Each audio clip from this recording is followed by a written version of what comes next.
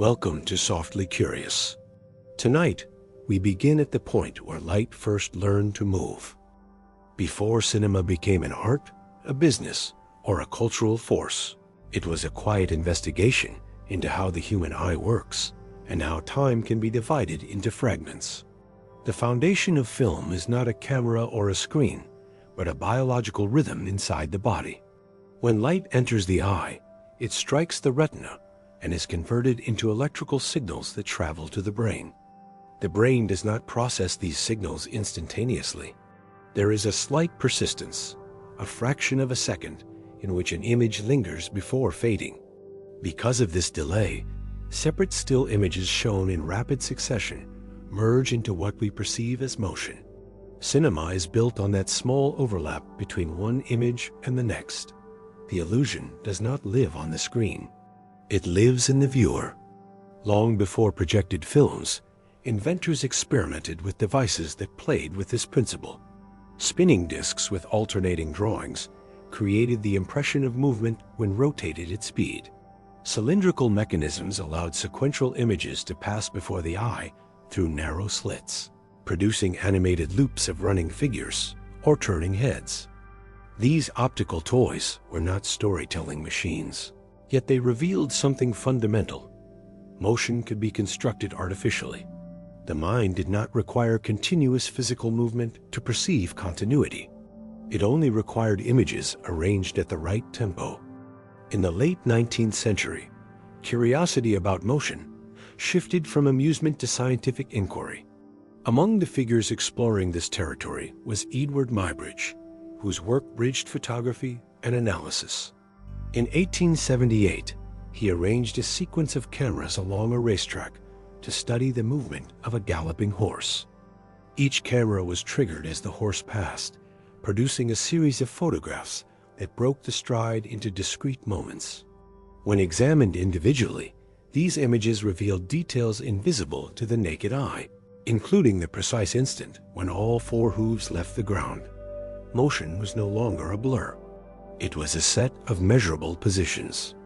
When these photographs were later projected in rapid sequence, the horse appeared to run once more.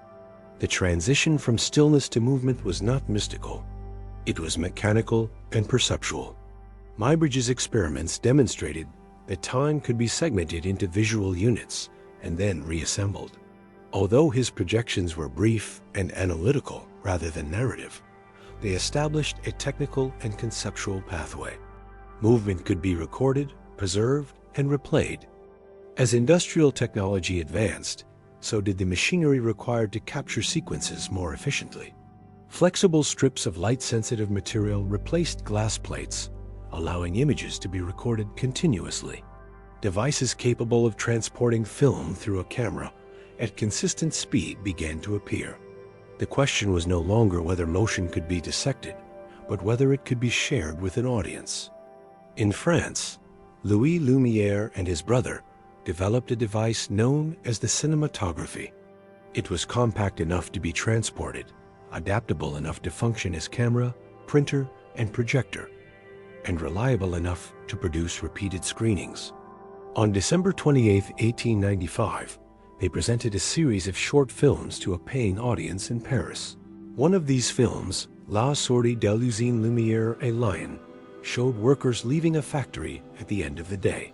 The content was simple and observational.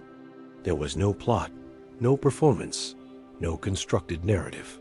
What made it extraordinary was not the subject, but the experience of seeing ordinary life animated on a screen.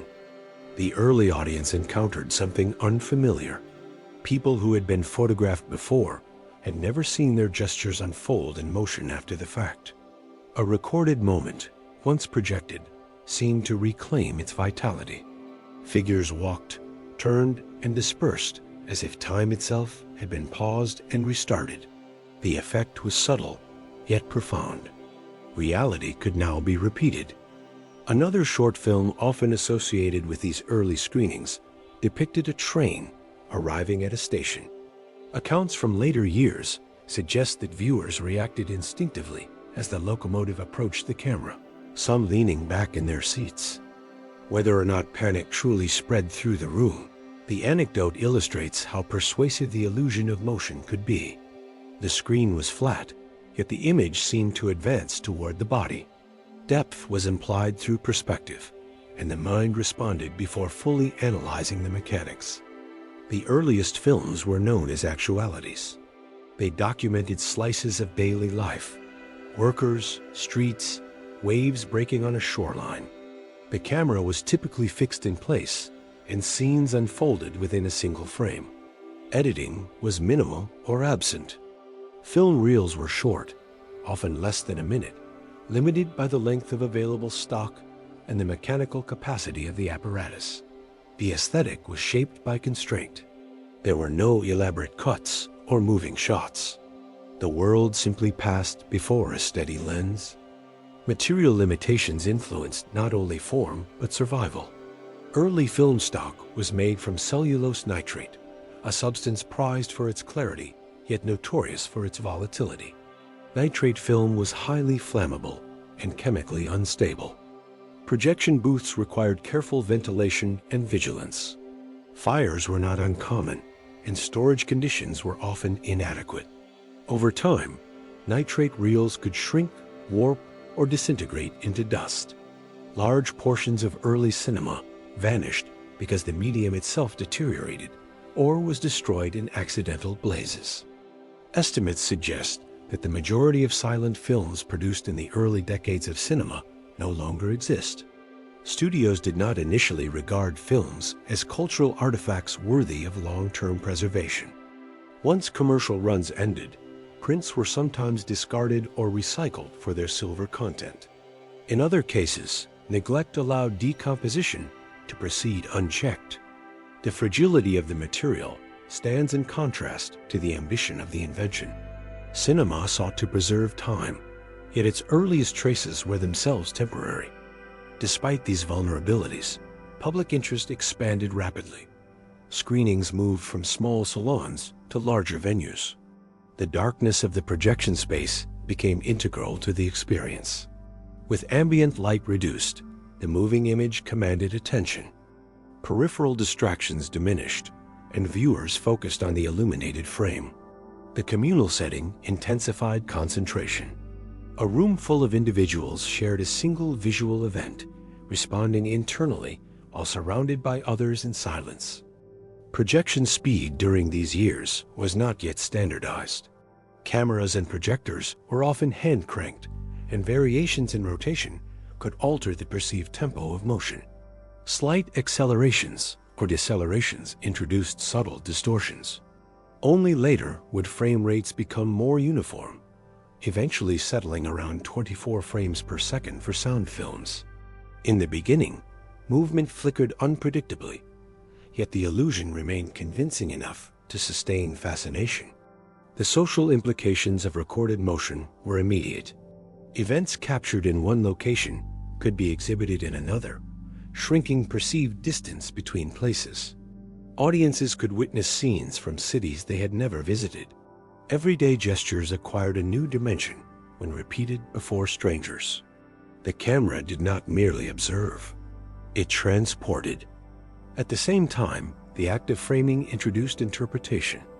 Even a static camera required placement. Decisions about where to stand, when to begin recording, and what to include within the borders of the image shaped the resulting view. The earliest filmmakers may not have articulated theories of visual language, yet their choices influenced perception. Cinema, from its birth, involved selection. The convergence of biology, chemistry, and mechanics created a new form of experience. The eye supplied continuity, nitrate film captured light, gears advanced frames, and projection amplified them. Remove any one element, and the illusion dissolves. Cinema's origin is therefore not a single invention, but a layered alignment of systems working together. There is a quiet irony in cinema's origin. The medium created to preserve fleeting moments was itself fragile in its early form. Nitrate film decayed, burned, or was discarded, and countless works disappeared before preservation became a priority. What remains is partial, reconstructed from fragments and records. leaving early cinema suspended between survival and loss.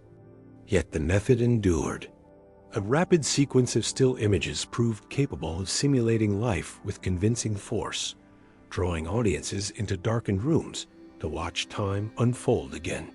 From factory gates opening to trains entering stations, ordinary gestures gained permanence through repetition. The foundation was simple but decisive. Motion assembled from stillness, sustained by the eye. Cinema became a public reality on the evening of December 28, 1895, when a paying audience gathered in Paris to watch projected moving images for the first time. Until that moment, motion studies and film sequences had existed primarily as technical demonstrations or limited exhibitions.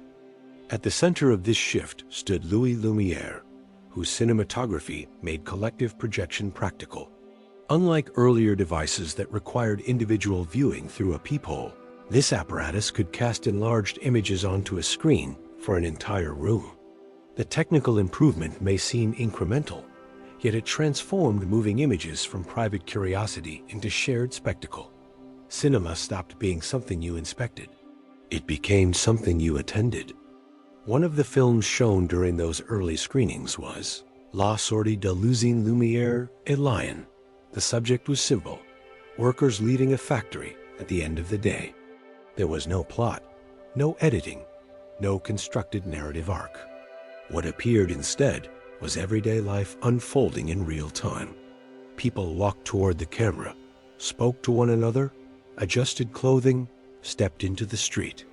The novelty did not lie in drama, but in repetition. The same moment could now be witnessed again. Early audience responses were described as astonished, but attentive rather than chaotic. Viewers leaned forward. Some reportedly reacted instinctively to images that suggested depth, such as a train approaching the camera in another short film. Whether exaggerated in later retellings or not, these reactions reveal something important.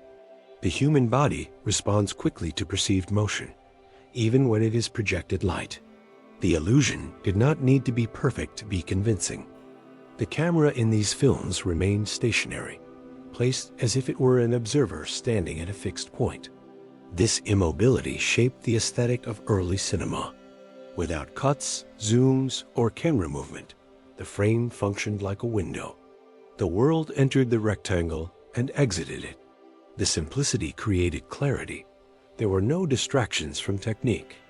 Motion itself carried the event. As screenings multiplied, the atmosphere of projection became part of the experience. Rooms were darkened to increase visibility, isolating the glowing screen from its surroundings. This darkness did more than improve contrast. It directed collective attention toward a single focal point. Peripheral awareness diminished. The audience became still, not because they were instructed to, but because the image demanded concentration. The material conditions behind the image, however, were unstable. Early film stock was produced using cellulose nitrate, a substance that combined image clarity with extreme flammability. Projection booths were vulnerable spaces. Overheated lamps or mishandled reels could ignite. Fires in storage facilities later destroyed thousands of early prints. The very material that carried moving images also threatened their survival. Beyond fire risk, nitrate film deteriorated chemically over time. Without controlled temperature and humidity, reels shrank, warped, and decayed. In many cases, films were discarded once their exhibition cycle ended. Studios did not yet view cinema as historical record. Preservation infrastructure did not exist. As a result, a significant portion of early films vanished within decades of their creation. Despite this fragility, cinema rapidly embedded itself in urban culture. Traveling exhibitors transported reels across borders, presenting scenes from distant places to audiences who might never travel there. Streets in Paris could be seen in London. Daily labor could be viewed in cities that had never witnessed that particular factory. Geography began to compress. Moving images became portable experiences. By the turn of the 20th century, Cinema had shifted from experiment to institution. It was no longer simply an invention. It was a gathering point. A fixed camera, a strip of nitrate film, a beam of projected light, and a room of spectators together formed a new social ritual. Even as many of those earliest films disappeared, the structure endured. Cinema had entered public life, fragile in material, but powerful in presence. After the first public screenings proved that movement could be captured and projected, cinema faced a new question. If reality could be recorded, could it also be reshaped? The earliest films had presented slices of everyday life. Workers leaving factories, trains entering stations, streets unfolding before a stationary camera. The famous arrival of the train and l'arrivée d'une train in Gare de la Ciotat demonstrated how convincing recorded motion could be. But it did not alter reality. It preserved it. The camera observed. It did not intervene. At the turn of the 20th century, one filmmaker began to push the medium in another direction. Georges Méliès was not a scientist or an industrial engineer. He was a stage magician. His background in illusion shaped how he approached the camera. Where others saw documentation, he saw possibility. Méliès reportedly discovered one of cinema's earliest editing effects by accident.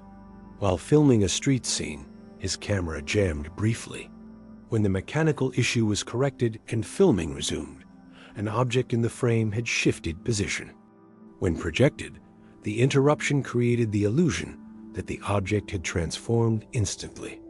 This stop trick revealed that cuts could create magic. By stopping the camera, altering the scene, and restarting it, he could make people vanish, appear, or change form. The significance of this discovery cannot be overstated. Cinema no longer had to remain a window onto reality. It could manipulate reality.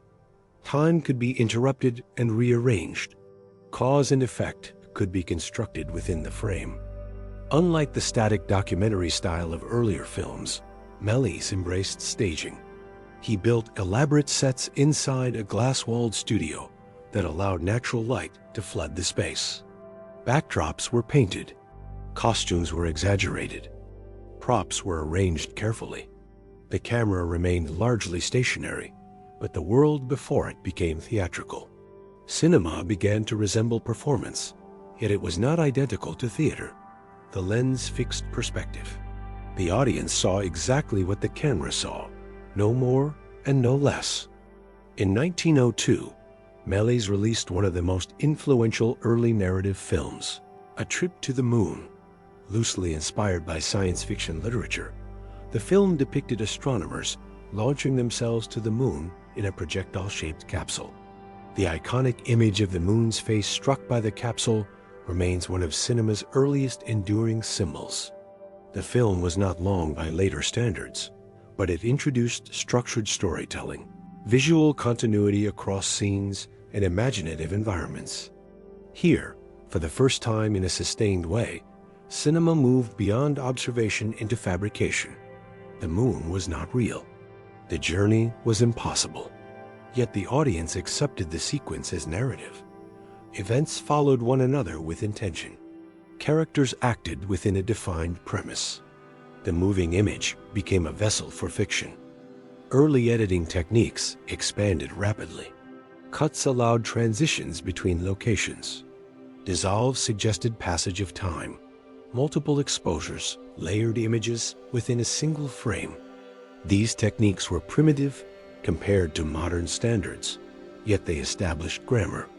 The audience learned to understand that a change in scene did not mean confusion. It meant progression. Set design also evolved as an expressive tool. Painted backdrops created depth where none physically existed. Mechanical devices simulated explosions, smoke, or celestial movement. Stagecraft blended with photography to produce environments that could not be found outside the studio. Cinema began constructing spaces rather than merely entering them. The absence of synchronized sound did not limit imagination. In fact, silence allowed visual experimentation to dominate. Exaggerated gestures and clear staging ensured that meaning remained legible. Live musicians often accompanied screenings, adding atmosphere without altering the images themselves. The experience remained collective, but now the content was crafted to guide attention deliberately. At this stage, there was still no standardized feature-length format. Films remained relatively short, often only a few minutes long. There was no consolidated studio system dictating production schedules or distribution chains. The industry structure that would later define global cinema had not yet solidified. What existed instead was creative freedom within technical constraint. The camera, though mostly fixed, began to suggest spatial continuity across scenes. A character exiting one frame could reappear in another location in the following shot. The audience learned to bridge gaps mentally. Editing encouraged viewers to imagine unseen transitions. Cinema was training perception, teaching spectators how to read visual language. Importantly, Méliès was not alone in experimenting with narrative construction. Filmmakers in different countries explored chase sequences, staged comedies, and dramatized events. What distinguished Méliès was the scale of his imagination and the deliberate use of cinematic trickery. He treated the camera as a collaborator in illusion rather than a passive recorder. The emergence of fantasy on screen signaled a turning point. Cinema was no longer bound to reality's surface. It could represent dreams, myths, and impossible journeys. The screen became a site of transformation. Objects dissolved. Characters multiplied. The ordinary laws of physics could be suspended. These early narrative experiments laid groundwork for continuity editing, genre formation, and structured storytelling. Though brief and often theatrical in appearance, they introduced cause and effect sequences that viewers could follow. Actions led to consequences. Scenes connected logically. The moving image acquired direction. At the same time, distribution practices began to shift. Successful films were copied and exhibited in multiple cities. Audiences developed expectations. They no longer came merely to see movement. They came to see stories unfold. Cinema had moved from spectacle to narrative experience. The transformation did not happen overnight. Many films still resembled filmed theater, with frontal staging and minimal camera movement. Yet the conceptual leap had occurred. The camera could lie convincingly. It could construct alternate realities. It could turn time into narrative. By the early years of the 20th century, cinema stood at the threshold of something larger. It had learned to manipulate cuts, design sets, and craft fictional worlds. It had discovered that viewers were willing to accept invented scenarios as long as visual logic remained coherent.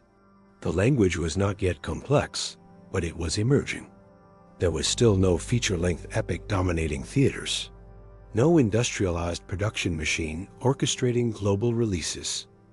No formalized studio hierarchy.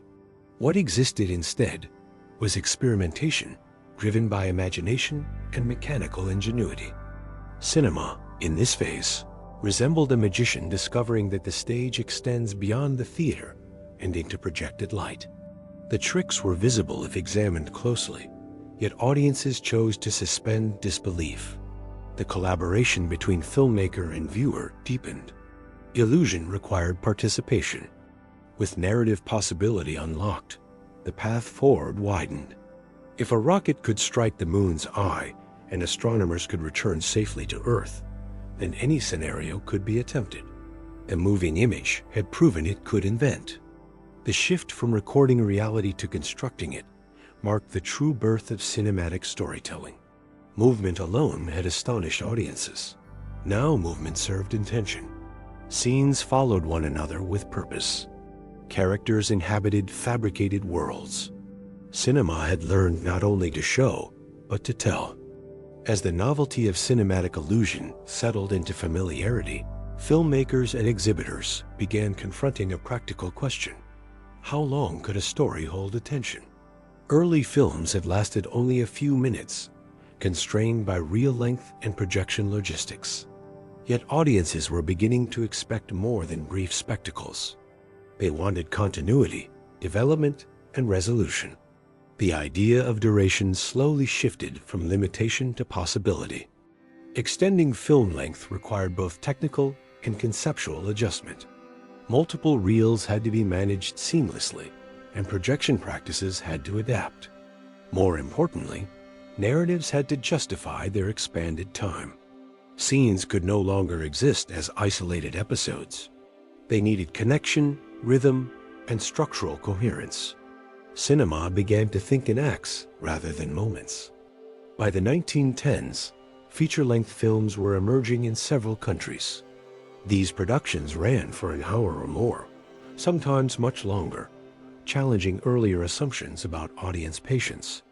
The success of longer works demonstrated that viewers were willing to remain seated if the narrative rewarded their attention. Duration became a tool rather than a constraint. Time on screen could now mirror emotional progression. The extension of runtime also encouraged more sophisticated editing strategies.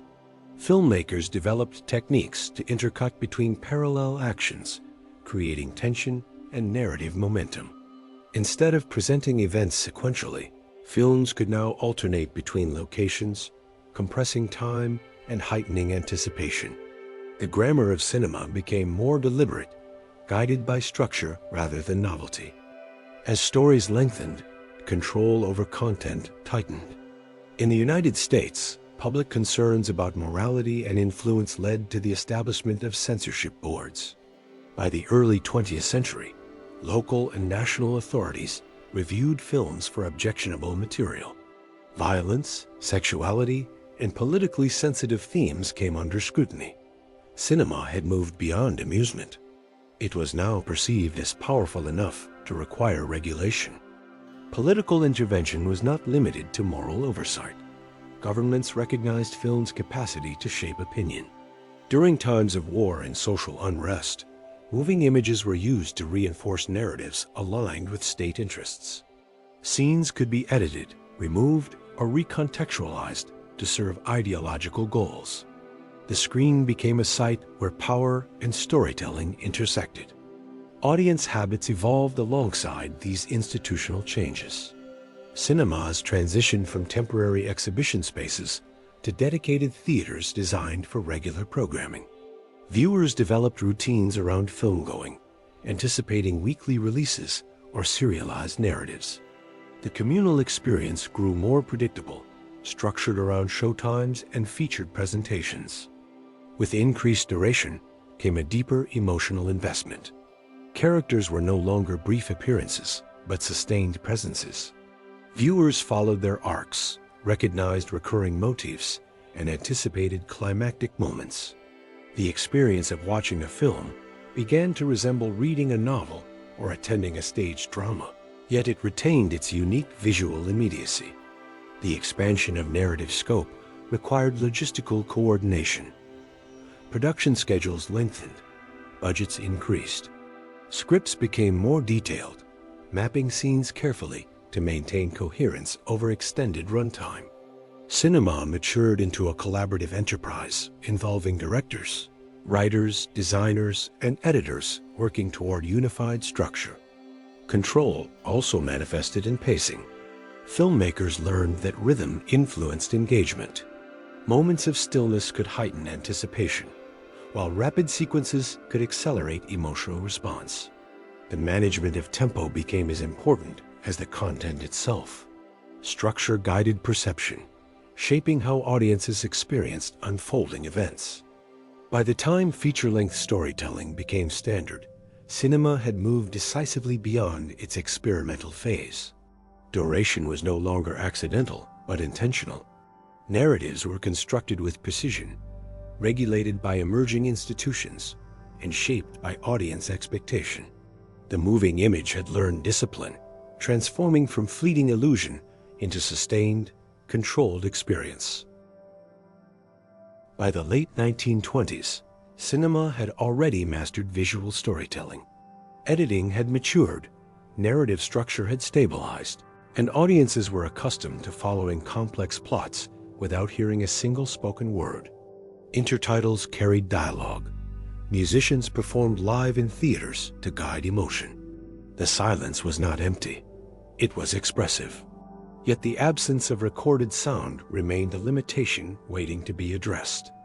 Experiments with synchronized audio had been attempted earlier, but mechanical inconsistencies prevented reliable results. Matching projected image speed with phonograph playback proved difficult. Even slight misalignment disrupted illusion. The challenge was not simply recording sound. It was synchronizing it precisely with moving images so that lips and voices aligned.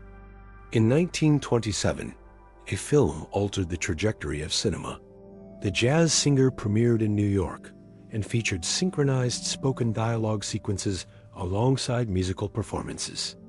Although much of the film still relied on silent conventions, the moments in which the lead character addressed the audience directly marked a shift. Hearing a voice emerge from the screen created a new layer of realism. The moving image no longer merely suggested presence. It spoke. The transition to sound required sweeping technical adaptation. Microphones of the period were large, sensitive, and limited in mobility. Early recording systems captured audio directly onto discs or later onto optical soundtracks embedded along the edge of film strips. Actors had to remain close to hidden microphones, restricting movement. Scenes were often staged to accommodate recording equipment rather than purely visual composition. Studios redesigned production spaces to minimize unwanted noise. Cameras, previously hand-cranked or mechanically loud, were enclosed in soundproof booths to prevent their hum from contaminating recordings. Sets were constructed with thicker walls to reduce echo. Filmmaking became more controlled, more contained. The spontaneity of silent-era shooting gave way to technical precision. Acting styles changed almost immediately. Silent cinema had relied on exaggerated gestures and expressive facial movements to communicate emotion clearly without dialogue. With recorded speech, subtlety became possible. Intonation, pacing, and vocal texture carried meaning. Some silent-era stars struggled to adapt, particularly those with heavy accents or voices that did not match audience expectations. New performers emerged whose vocal presence complemented their screen image. The arrival of sound also standardized projection speeds. Silent films had often been shown at variable frame rates, depending on the projectionist. With synchronized audio, consistency became mandatory. A stable 24 frames per second emerged as a norm, ensuring that dialogue remained properly aligned. This technical decision shaped the visual rhythm of cinema for decades. While sound revolutionized storytelling, color transformation unfolded more gradually. Early experiments in tinting and hand coloring had existed for years, but they were labor-intensive and inconsistent. The breakthrough came with more advanced color processes. In 1939, The Wizard of Oz showcased a vivid Technicolor palette that contrasted sharply with the muted tones of earlier films. The shift from sepia and black and white imagery to saturated hues altered how audiences perceived cinematic worlds. The first feature-length films with synchronized sound had appeared slightly earlier, but the first widely recognized all-talking feature, Lights of New York, demonstrated that dialogue-driven cinema could sustain a full narrative. Though technically modest by later standards, it confirmed that silence would no longer dominate mainstream production. Color and sound together expanded expressive capacity. Music could be recorded and integrated directly into the film rather than performed live. Background scores shaped emotional response with precision. Dialogue clarified relationships and motivations without reliance on intertitles. Visual environments could now reflect mood not only through composition, but through hue. The economic implications were immediate. Theaters had to invest in new projection systems capable of handling synchronized soundtracks. Studios had to upgrade recording equipment and retrain crews. The transition was costly, yet audiences responded enthusiastically. Hearing voices and seeing vibrant color enhanced immersion.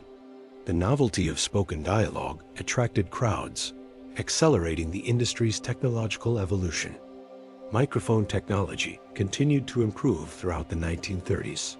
Early static setups gave way to boom microphones that could move above actors without entering the frame. This mobility restored some freedom of movement to performers and directors. Scenes became less rigid, dialogue more natural. Sound design began to include ambient noise, footsteps, and environmental effects, enriching realism. The presence of recorded sound also reshaped genre development.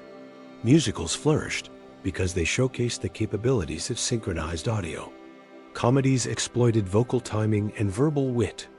Dramatic films integrated nuanced performances, supported by tonal variation. Silence remained artistically viable, but mainstream production leaned heavily into sonic possibility. Studios developed in-house recording departments to manage these advancements. Sound engineers became essential collaborators. Acoustic considerations influenced set construction, costume materials, and even makeup choices, as certain fabrics rustled too loudly under sensitive microphones. Cinema's transformation into a multimedia experience required coordination across departments. The transition was not universally smooth. International markets faced linguistic barriers as dialogue replaced intertitles that could easily be translated. Early solutions included producing multiple language versions of the same film with different casts. Later, dubbing and subtitling technologies evolved. The global circulation of cinema became more complex as sound localized storytelling. Color processes evolved alongside sound improvements. Three-strip Technicolor systems captured red, green, and blue components separately before recombining them in projection. The result was vibrant, but required specialized cameras and lighting. Production costs increased, and only certain studios could afford large-scale color features initially. Over time, color film stock became more accessible, gradually replacing black and white as standard. By the early 1940s, sound and color had become normalized elements rather than novelties. Audiences expected voices to align with faces and music to swell at climactic moments. The grammar of cinema expanded to include sonic cues as narrative devices. A whispered line could signal intimacy. A rising orchestral motif could foreshadow danger. The film experience grew layered and multidimensional. Despite these transformations, the core mechanism of cinema remained unchanged. Frames still passed rapidly through projectors. The illusion of motion still depended on persistence of vision. Sound and color enriched perception, but they did not replace the foundational structure. Instead, they deepened it. The shift from silent black and white imagery to synchronized sound and full color marked one of the most significant transitions in media history. Within a decade, the industry retooled itself technologically and aesthetically. Acting styles evolved. Production methods became more sophisticated. The audience's sensory engagement intensified. Importantly, this period laid groundwork for the emergence of star personas, tied not only to appearance but to voice. Vocal tone became part of celebrity identity. Distinct accents and speech patterns shaped public perception. The screen no longer displayed silent figures. It presented personalities. The revolution of sound and color did more than enhance realism. It altered expectation. Once audiences experienced synchronized dialogue in vivid palettes, returning to silence felt incomplete. The medium had expanded its expressive range, and viewers adjusted accordingly. By the mid-20th century, cinema possessed a full sensory vocabulary. Moving images, recorded speech, orchestrated music, and controlled color.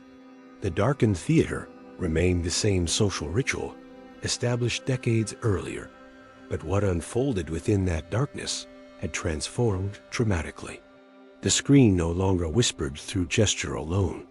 It spoke, sang, and shimmered, preparing the ground for the global spectacle that would follow. As sound and color settled into permanence, cinema entered a phase defined not only by artistic growth, but by scale. Production budgets expanded, distribution networks widened, and film transformed into a global industry measured increasingly by reach and revenue. What had once been technological revolution now evolved into economic architecture. In the United States, the studio system consolidated power. Major companies controlled production, distribution, and exhibition simultaneously. Actors were placed under long-term contracts, often bound exclusively to a single studio. These agreements shaped careers with precision. Public image, casting decisions, and publicity strategies were managed carefully, constructing recognizable star personas that audiences could follow from film to film. The star system became a central economic engine. Viewers did not attend only for stories.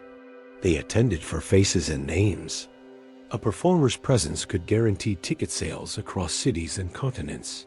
Studios invested heavily in promotion, turning actors into cultural symbols whose influence extended beyond the screen into fashion, speech, and behavior. Within this industrial structure, certain films emerged as financial landmarks. Gone with the Wind became one of the most commercially successful films in history. When adjusted for inflation, its box office revenue remains among the highest ever recorded. Its extended runtime, sweeping narrative, and large-scale production signaled that cinema could operate on epic dimensions while drawing sustained audience commitment. Decades later, blockbuster culture intensified with technological ambition. Titanic combined historical tragedy with large-scale visual effects and a global marketing campaign. It surpassed previous revenue records, demonstrating that international audiences could respond collectively to a single cinematic event. Its commercial success reflected not only ticket sales, but a coordinated global release strategy. The pattern repeated in the 21st century. Avatar expanded the definition of spectacle through advanced visual effects and immersive world building. Its financial success rested on worldwide distribution and repeated viewings, supported by technological novelty such as widespread 3D exhibition. Revenue became an indicator not only of popularity, but of infrastructural reach. Later, Avengers: Endgame exemplified the culmination of serialized franchise strategy. Its box office performance was driven by long-term narrative investment across multiple interconnected films. The scale of opening weekend earnings reflected coordinated global premieres and synchronized marketing campaigns. Cinema had evolved into a system capable of mobilizing millions simultaneously. Parallel to revenue growth, production budgets escalated dramatically.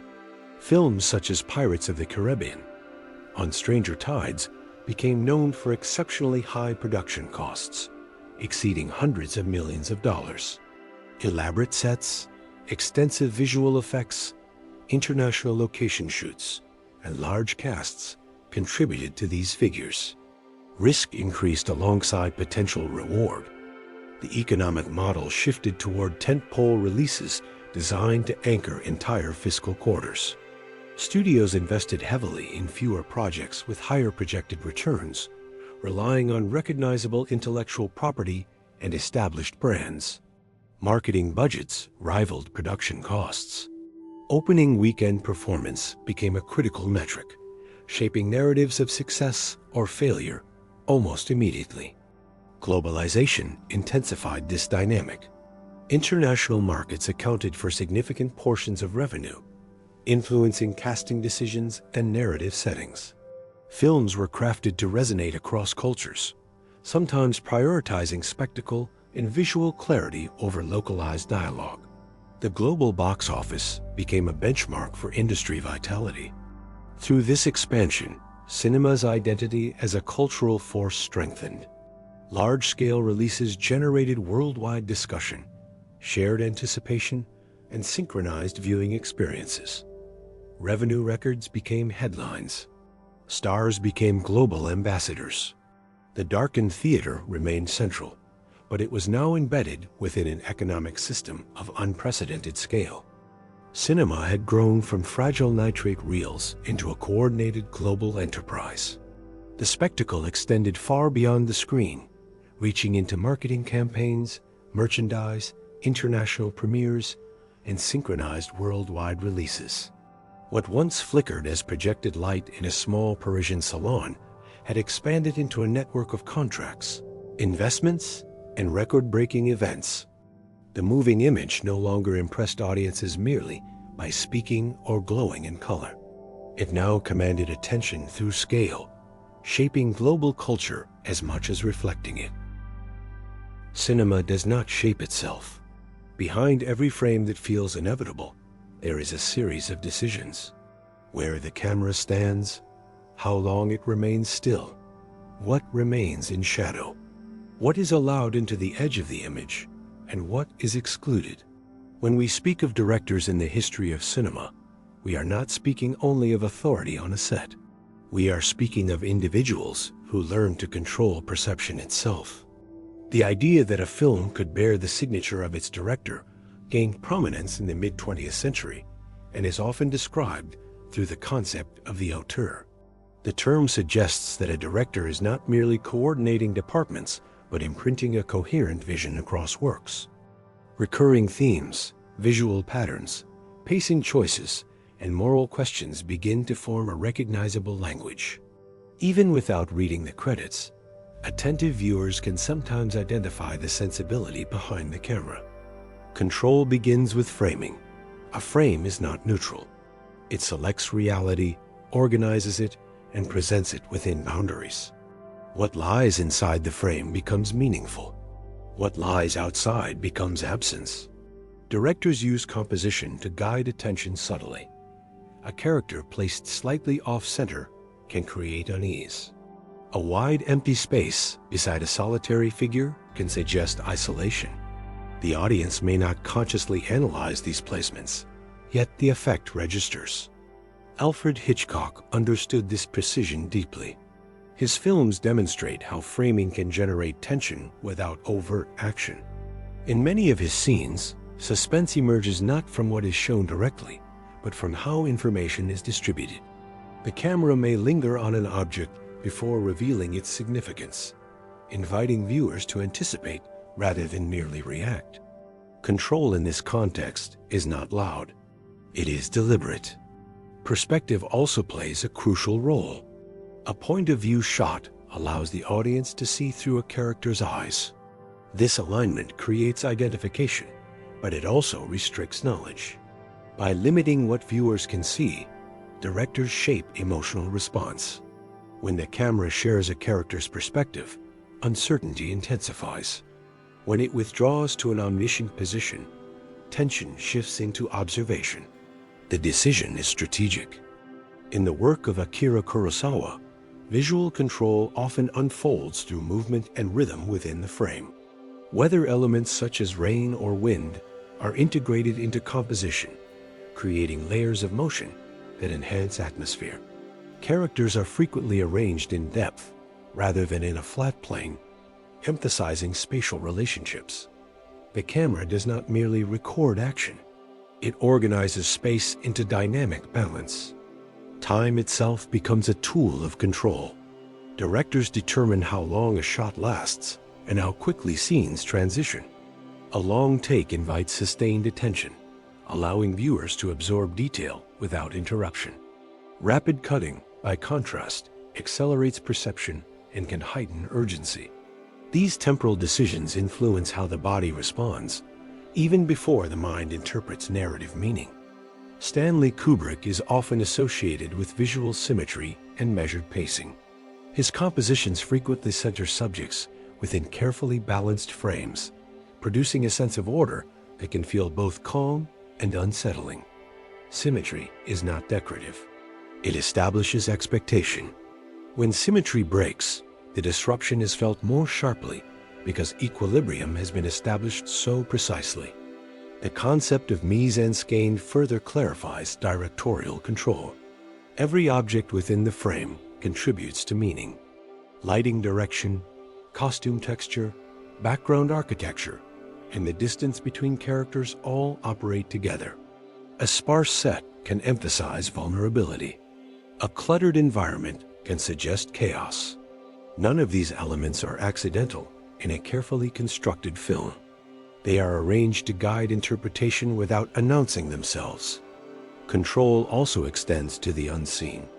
Silence within a scene, the absence of movement, or the decision to withhold a reaction shot can alter perception dramatically.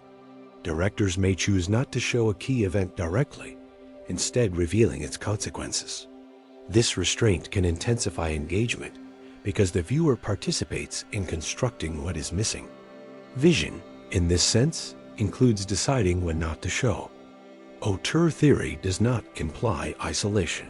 Film production remains collaborative, involving cinematographers, editors, designers, and performers. Yet within collaboration, a consistent sensibility can unify disparate elements. Recurring motifs, thematic preoccupations, and stylistic signatures create continuity across projects. The director's role becomes one of orchestration rather than domination. Camera movement itself expresses intention.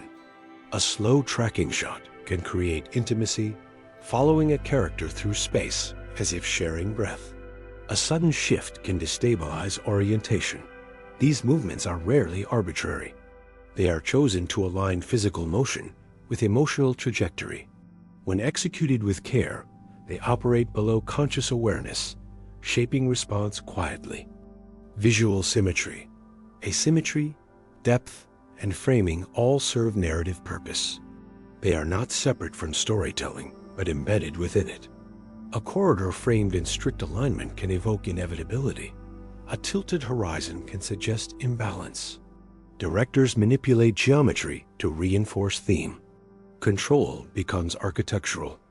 Importantly, control does not eliminate ambiguity.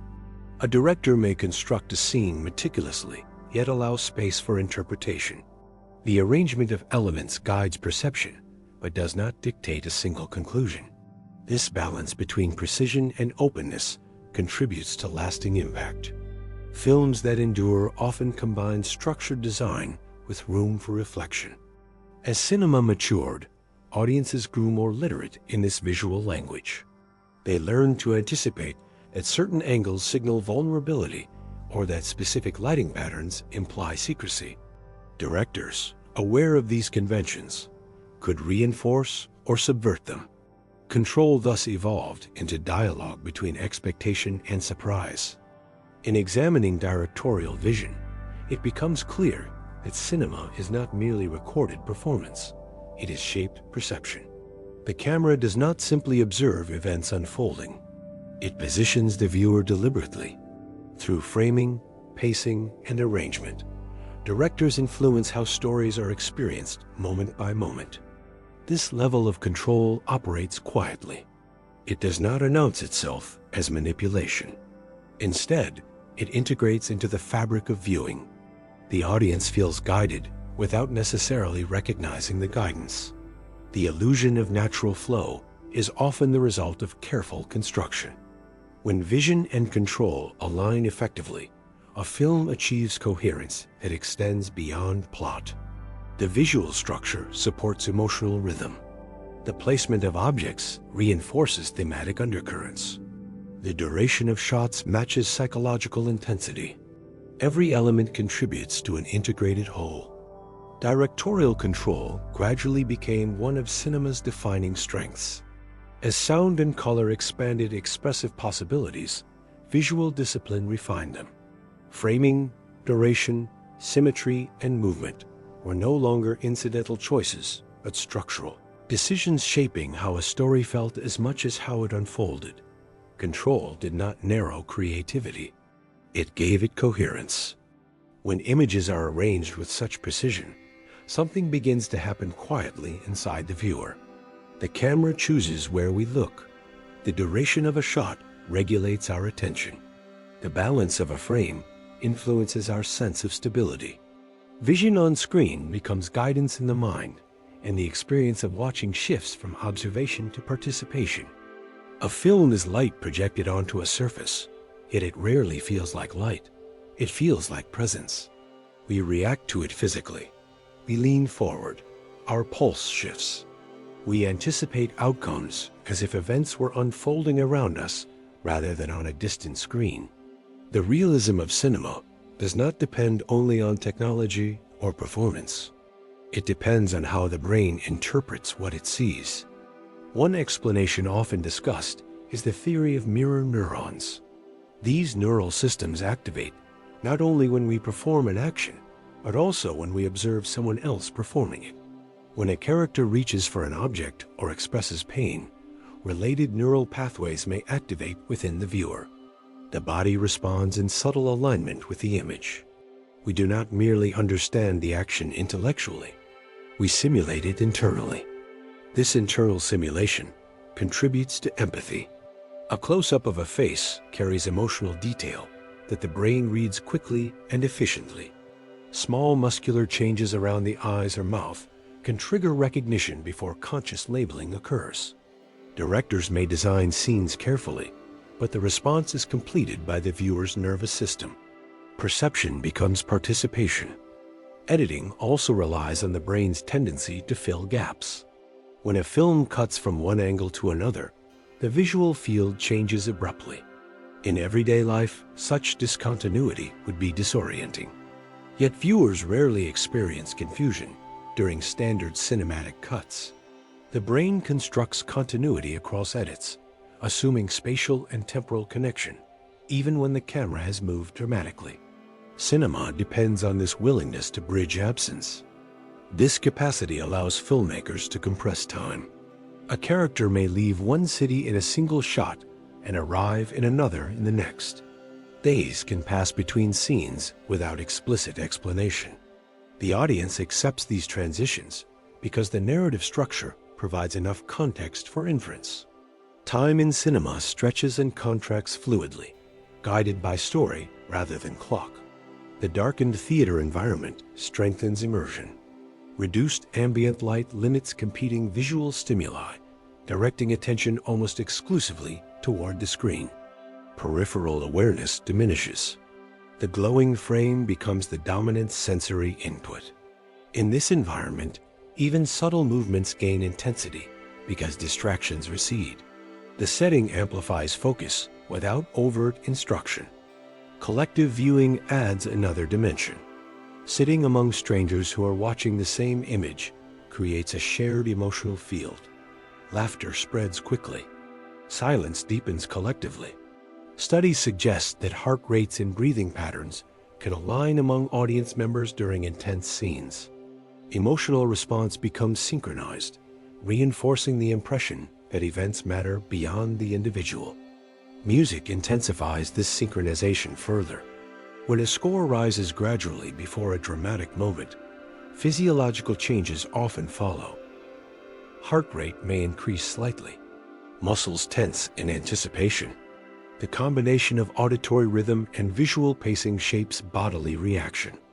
Even when viewers know intellectually that they are observing fiction, their bodies respond as though tension were immediate. Suspension of disbelief operates at a cognitive level. Viewers choose, often unconsciously, to accept the premises presented on screen. This acceptance is not naivete, but cooperation.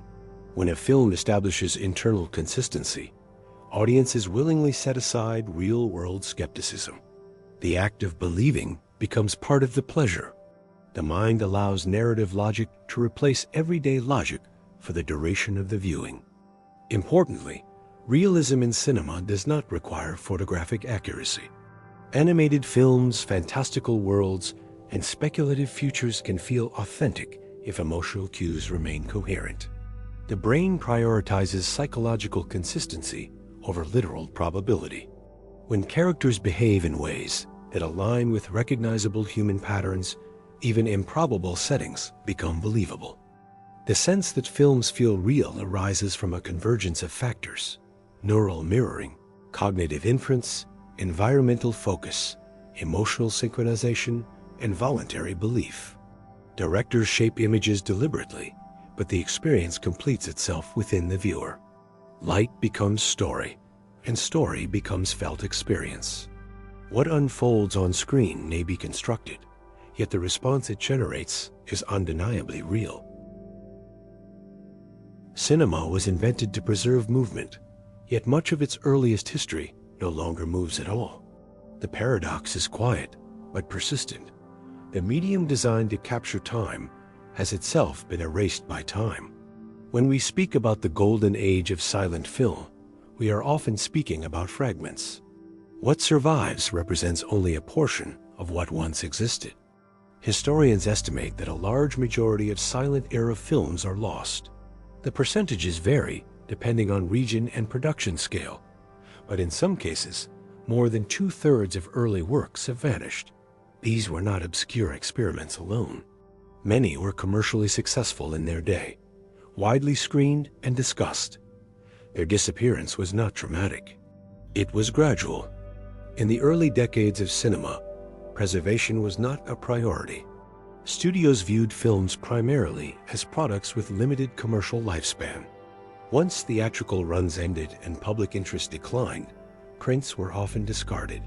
Storage required space and resources, and companies rarely anticipated long-term cultural value.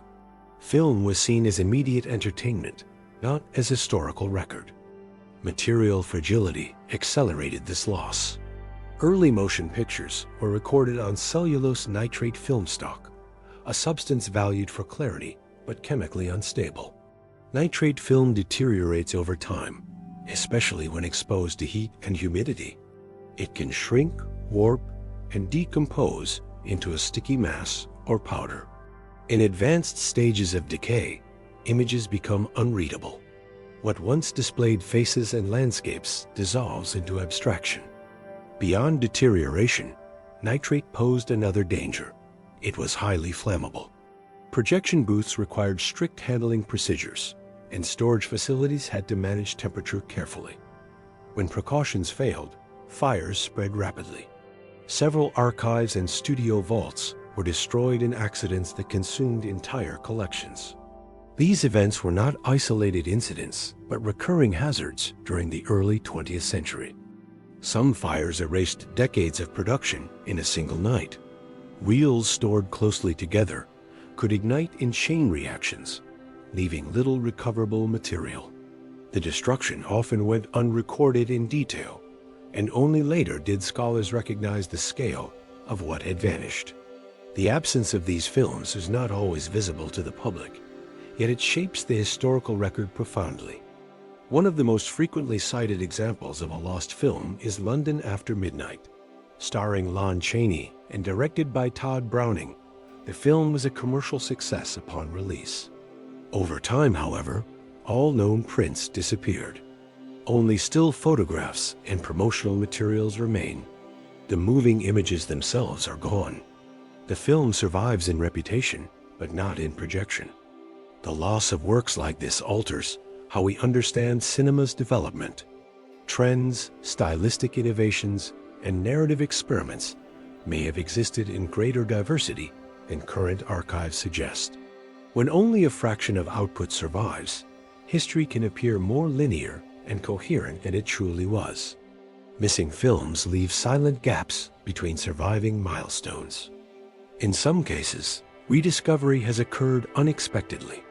Prints presumed lost have been found in private collections or in archives far from their country of origin. International distribution sometimes resulted in duplicate reels being stored abroad, preserved by accident rather than intention. These discoveries remind us that absence is not always final, yet they also emphasize how much remains unrecovered.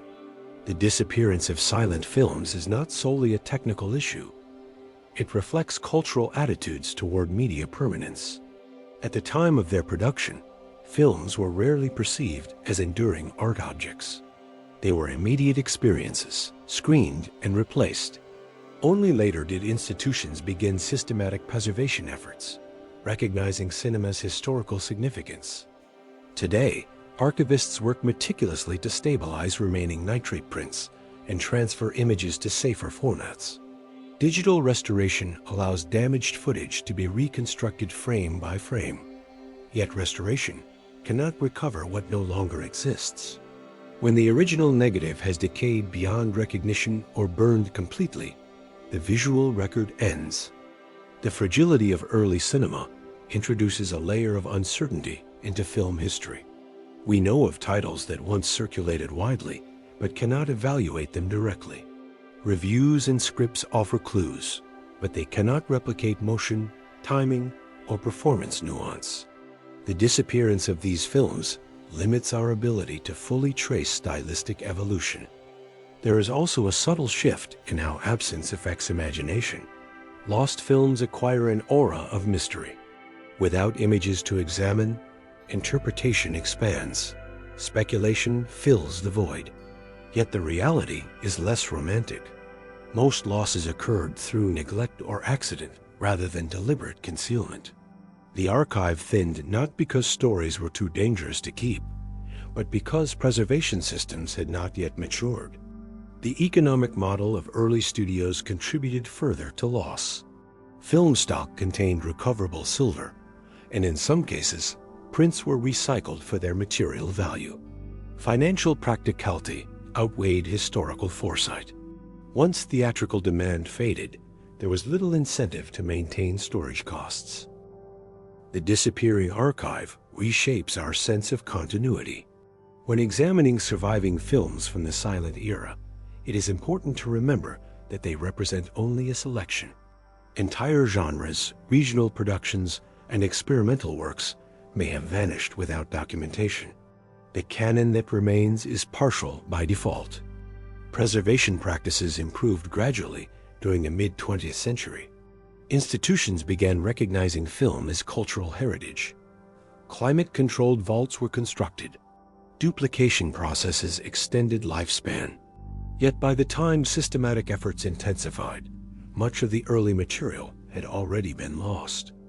This absence does not diminish cinema's influence, but it complicates its narrative. Film history contains gaps where movement once existed. The illusion of continuity that cinema produces on screen contrasts with the discontinuities within its archive. The disappearing archive serves as a reminder that technological innovation does not guarantee permanence. Even mediums designed to capture time remain subject to decay. Each surviving silent film is therefore both artwork and survivor, preserved through a combination of luck, care, and circumstance. In acknowledging these losses, we gain a clearer understanding of cinema's vulnerability. The medium that reshaped perception depended on delicate chemistry and flammable material. Its earliest decades were both prolific and precarious. What remains accessible today reflects only a portion of what audiences once experienced. The workers leaving factories, the early fantasies, the dramas and comedies that filled theaters, many have faded beyond recovery. Yet the awareness of absence adds depth to what survives. Each preserved frame carries not only its own narrative, but also the silent presence of countless others that can no longer be seen. Not every lost film vanished by accident. Some were altered deliberately. Others were never allowed to exist in the form their creators intended. Cinema's history includes not only disappearance through decay, but erasure through decision. Hidden cuts and unfinished projects reveal a quieter dimension of loss, one shaped by control rather than chemistry. Alternative endings are among the most common forms of cinematic disappearance.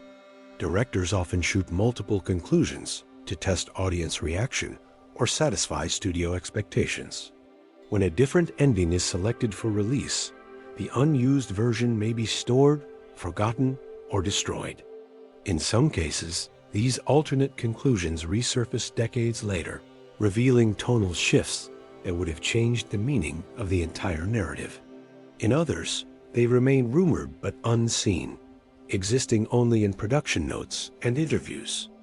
Political censorship has also reshaped films in visible and invisible ways. Governments in various eras have restricted content deemed subversive, immoral, or destabilizing. Scenes have been trimmed, dialogue rewritten, and entire sequences removed before public exhibition. Sometimes edits were minor. At other times, they altered narrative intent fundamentally, transforming critique into compliance. In certain regimes, films were banned outright. Prints were confiscated, screenings prohibited, and distribution blocked. While some works survived abroad, others disappeared within their country of origin. The absence was not always permanent, but during the years of suppression, these films remained inaccessible to the audiences for whom they were made. Studio intervention represents another form of hidden revision.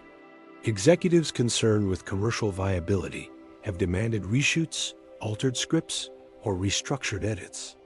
Directors have occasionally distanced themselves from final cuts that diverge from their original vision. The released version becomes canonical, while earlier iterations exist only in partial fragments or anecdotal accounts. There are also projects that never reached completion. Productions halted due to financial collapse, creative conflict, or logistical impossibility. Sets were dismantled. Footage remained unedited. Contracts dissolved. These unfinished works occupy a strange space in cinema history, begun but unresolved, documented yet unseen. Some abandoned projects become legendary precisely because they were never realized. Scripts circulate privately. Concept art appears in archives. Interviews describe ambitious plans that exceeded available resources. The absence fuels speculation, but the reality is often mundane budget overruns, scheduling conflicts, or shifting studio priorities. Set accidents contribute to another dimension of incompletion. Film production involves complex coordination of machinery, stunts, and environmental conditions. Injuries or fatalities have occasionally halted filming permanently. In such cases, projects may be restructured, rewritten, or quietly discontinued. The boundary between fiction and physical risk becomes visible. Unlike archival fires, which erased films after completion, these interruptions occur during creation. Footage may exist, but remain fragmented. Scenes lack connective structure. Performances are captured without resolution. The dream of the film persists in documentation, but never coalesces into a final form. International censorship has sometimes required alternate cuts tailored to specific markets. A film released in one country may differ subtly or significantly from the version shown elsewhere. Scenes trimmed for political sensitivity in one region might remain intact in another. Over time, multiple edits complicate the idea of a definitive version. Technological limitations have also forced revisions. Visual effects sequences too ambitious for contemporary tools were sometimes simplified or removed. In other cases, directors returned years later to complete projects using new techniques, reshaping narratives long after initial conception. The line between abandoned and revived becomes fluid. There is a measured mystery in these hidden cuts. Not the dramatic myth of cursed productions, but the quieter uncertainty of unseen possibilities. What emotional weight did an alternate ending carry? How might a suppressed scene have shifted public discourse? The absence of these elements leaves space for interpretation without demanding superstition. Economic pressure remains a consistent force behind unfinished dreams. Studios weigh risk against return. When projected revenue fails to justify continued investment, even partially completed films can be shelved. Footage becomes archival material rather than entertainment. Creative ambition yields to fiscal reality. Yet within this pattern of interruption, there is also resilience. Some films once banned or shelved later re-emerge through restoration efforts or changing political climates. Alternate cuts surface in special editions. Unfinished projects inspire documentaries that piece together surviving fragments. Cinema, though vulnerable to suppression and abandonment, often finds indirect ways to persist.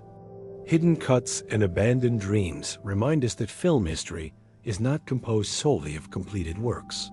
It includes decisions never fully realized, stories reshaped by power, and projects interrupted mid-creation. These absences are quieter than nitrate decay, but no less influential. What audiences see has always been shaped not only by artistic intention, but by negotiation, constraint, and contingency. For most of its history, cinema depended on something tangible. Light passed through strips of celluloid, frame by frame, leaving faint traces of dust and scratches behind. Projection booths smelled faintly of heated metal and film stock. Reels were heavy. Editing required physical cuts and adhesive tape. The entire medium rested on material that could be held, stored, and damaged. The shift from analog to digital did not happen in a single year. It unfolded gradually through parallel systems operating side by side. For decades, film cameras and digital tools coexisted, each carrying its own aesthetic and workflow. Yet beneath this coexistence, a deeper transformation was underway. Images were beginning to detach from physical strips and become data. Digital projection marked one of the most visible turning points. Instead of light passing through perforated film stock, images were encoded as digital files and displayed through high-resolution projectors. The result was stable brightness, reduced wear, and consistent playback across screenings. Scratches no longer accumulated with repeated showings. Frames did not jitter because of mechanical stress. The image became less fragile in transit. For theater owners, digital projection simplified logistics. Instead of shipping heavy film reels across regions, distributors could deliver encrypted files electronically or on compact storage devices. Distribution became faster and more uniform. A premiere in one country could align precisely with a premiere in another without waiting for physical prints to arrive. At the same time, computer-generated imagery began to alter what could appear on screen. Early digital effects had been limited in scope, often restricted to brief sequences.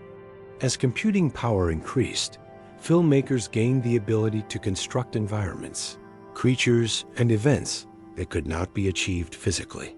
CGI moved from enhancement to central storytelling tool. A pivotal moment in this evolution occurred with Jurassic Park. The film integrated digital dinosaurs with live-action footage in a way that convinced audiences that extinct creatures could move convincingly within contemporary landscapes. The success of these sequences demonstrated that digital images could share the frame with filmed actors without appearing artificial. CGI was no longer novelty. It was credible.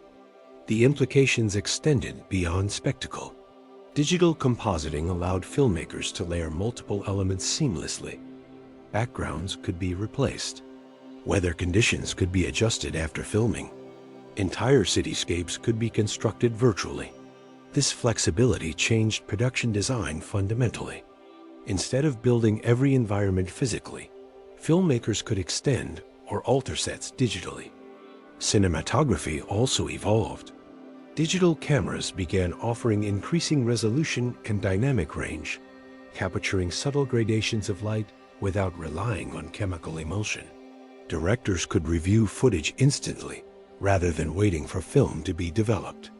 This immediacy altered decision-making on set. Adjustments could be made quickly, reducing uncertainty. Editing, once dependent on physically cutting film strips, became software-driven. Scenes could be rearranged without degrading material. Multiple versions of sequences could be stored simultaneously. The barrier between experimentation and final cut lowered. The timeline of a film became malleable in a way that analog systems had never fully allowed. The abandonment of film stock did not occur overnight, but momentum shifted steadily. Major studios gradually reduced the number of physical prints produced for distribution. Laboratories that once specialized in processing celluloid closed or converted operations. The infrastructure that had defined cinema for a century began to thin. There were debates about aesthetic differences between analog and digital images. Some filmmakers argued that film grain carried organic texture difficult to replicate digitally. Others embraced the clarity and precision of digital sensors. The discussion extended beyond nostalgia into questions about how light is captured and interpreted. Digital color grading expanded expressive possibilities further. Instead of relying solely on lighting during production, filmmakers could adjust tones extensively in post-production. Skies could be darkened, shadows could be deepened, entire palettes could be reshaped to align with mood. Control over image extended beyond the moment of shooting. Sound design benefited as well. Digital recording allowed cleaner capture and more intricate layering of effects. Surround sound systems could distribute audio spatially throughout theaters, increasing immersion. The separation between image and sound, once mechanical, became integrated within digital workflows. Importantly, the digital turn also affected preservation. While analog film deteriorated physically, digital files introduced new vulnerabilities. Data requires consistent migration to updated storage formats to remain accessible. Obsolescence of hardware and software poses risks. Preservation shifted from chemical stability to technological maintenance. As more productions embraced digital tools, training and skill sets evolved. Cinematographers learned to operate complex sensor systems. Visual effects artists collaborated closely with directors from early planning stages. Production pipelines became increasingly interconnected, blending practical footage with digital augmentation. The financial structure of filmmaking adapted accordingly. Large budgets often allocated significant resources to post-production and visual effects teams. International collaboration increased, with digital files transferred across continents for specialized processing. The making of a film became a distributed operation rather than a single location endeavor. Yet despite these transformations, certain core elements persisted. Audiences still gathered in darkened rooms. Stories still unfolded across time. Emotional arcs still depended on character and pacing. The mechanism changed, but the experience retained continuity with its origins. The shift from analog reels to digital files represents more than technical upgrade. It marks a philosophical change in how cinema exists. Images are no longer bound to a physical strip that ages visibly with each projection. They exist as code, reproducible without degradation, yet dependent on systems that must be maintained. Digital projection, CGI evolution, and the gradual departure from film stock collectively define this era. Cinema moved from mechanical movement to computational rendering. The light on screen no longer passes through celluloid perforations. It emerges from pixels arranged with algorithmic precision. The digital turn did not erase the past. Many filmmakers continue to use film stock deliberately, valuing its texture and unpredictability. Yet the dominant infrastructure of global cinema now operates digitally. Production, distribution, and exhibition rely on data-driven systems. This transformation prepared the medium for further change. Once images became data, they could travel instantly, replicate endlessly, and integrate seamlessly with other digital platforms. The darkened theater remained central for now, but cinema's physical boundaries had loosened. The analog century established cinema as art and industry. The digital turn redefined its material foundation. What once required reels and projectors now depends on servers and processors. The image continues to move, but the substance beneath it has shifted quietly from chemistry to code. Once cinema became digital, it no longer depended entirely on a physical location. For more than a century, the darkened theater had defined the viewing experience. Rows of seats, a single illuminated screen, shared silence. Now, the screen could exist anywhere. The ritual shifted from public gathering to private access. One of the clearest symbols of this transformation is Netflix, which moved film and television distribution into homes at unprecedented scale. Instead of attending scheduled screenings, viewers could choose what to watch and when. The idea of a fixed showtime dissolved. Cinema became available on demand. Home viewing habits gradually reshaped expectations. Films could be paused, rewound, or divided into segments. The uninterrupted immersion of the theater gave way to flexible engagement. A narrative once experienced in a single sitting might now unfold across evenings. Control shifted from projection booth to remote control. Algorithms introduced another layer of mediation. Digital platforms analyze viewing behavior to recommend content tailored to individual preferences. Selection is no longer guided solely by advertising or critical review. It is influenced by patterns of data. The pathway to a film becomes personalized, shaped by previous choices rather than communal scheduling. This personalization alters discovery. Instead of scanning a marquee or reading newspaper listings, viewers encounter curated interfaces. Categories appear dynamically. Recommendations align with mood or genre tendencies inferred by software. Cinema becomes part of a broader digital ecosystem in which suggestion and consumption are closely linked. Global simultaneous releases further redefine scale. A film can premiere across continents at the same moment, accessible instantly to millions of households. Time zones remain, but distribution barriers diminish. Cultural conversations unfold in near real time, connected through online platforms. Anticipation is coordinated digitally rather than geographically. Theaters, however, have not disappeared. They have adapted. Many emphasize large format screens, advanced sound systems, and premium seating to distinguish themselves from home environments. The theatrical experience becomes specialized, offering scale and immersion difficult to replicate in living rooms. Cinema houses reposition themselves as event spaces rather than default venues. Economic structures adjust accordingly. Some productions are designed primarily for streaming platforms, while others aim for theatrical exclusivity before digital release. Release windows contract or shift.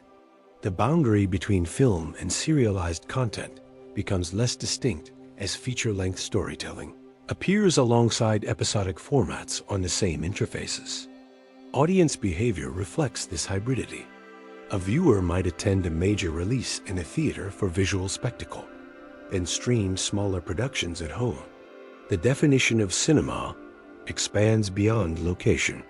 It refers less to where one sits and more to the narrative form unfolding on screen. The absence of a physical theater changes sensory conditions.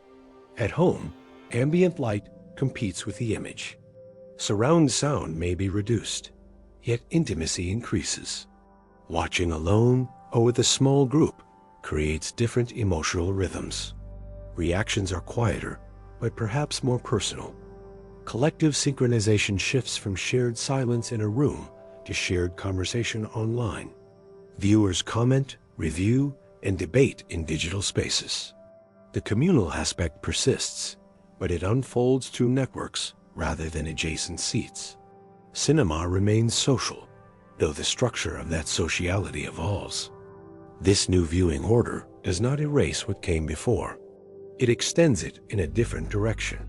The essential mechanism of cinema remains unchanged, moving images arranged over time, structured to guide attention and emotion. Whether projected through celluloid or streamed as compressed data, the viewer still follows light and sound as narrative carriers.